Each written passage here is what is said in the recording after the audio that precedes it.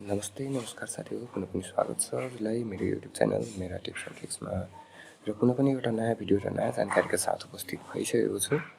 आज हामी यस भिडियोमा कुरा गर्दैछौँ कसरी हजुरले आफ्नो इसेवाको पिन चेन्ज गर्न सक्नुहुन्छ त।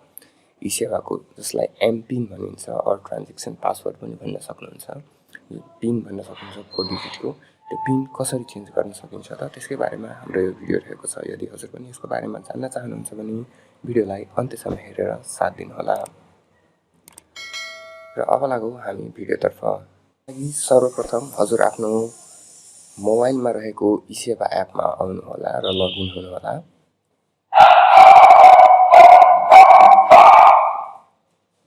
इसेवामा आइसके पश्चात अब हामीले आफ्नो मोबाइलको ट्रान्जेक्सन पिन अथवा इसेवाको ट्रान्जेक्सन पिन अर एमपिन भनौं चेन्ज गर्नको लागि सेटिंग्समा जानुपर्ने हुन्छ। त्यसको लागि माथि हजुरले यहाँ माथि यहाँ 3 डट्सको बटन देख्न सक्नुहुन्छ।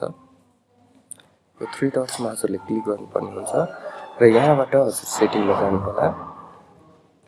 र सेटिङमा आइसके पश्चात अब चाहिँ यहाँ हजुरले चेन्ज एमपिन भनेर एउटा अप्सन देख्न सक्नुहुन्छ र यस प्रोसेसबाट हजुरले आफ्नो एमपिन अर 4 डिजिटको पिन इसेवाको 4 डिजिटको पिन चेन्ज गर्नको लागि हजुरलाई अहिले रहेको पिन पनि थाहा हुनुपर्ने हुन्छ।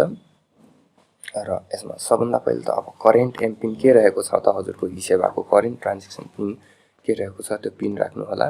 त्यसपश्चात 4 डिजिटको नयाँ पिन र 4 डिजिटको नयाँ पिनलाई कन्फर्म गर्नु होला। यी सबै फिलअप गरौँ र हजुरको करेन्ट पिन र न्यू पिन राखिसके पश्चात यसलाई हजुरले डाउन गर्नुपर्ने हुन्छ। र यति भइसके पश्चात हजुरको इसेवाको एमपिन चेन्ज भइसकेको छ र यसरी हजुरले सजिलै आफ्नो इसेवाको एमपिन चेन्ज गर्न सक्नुहुन्छ।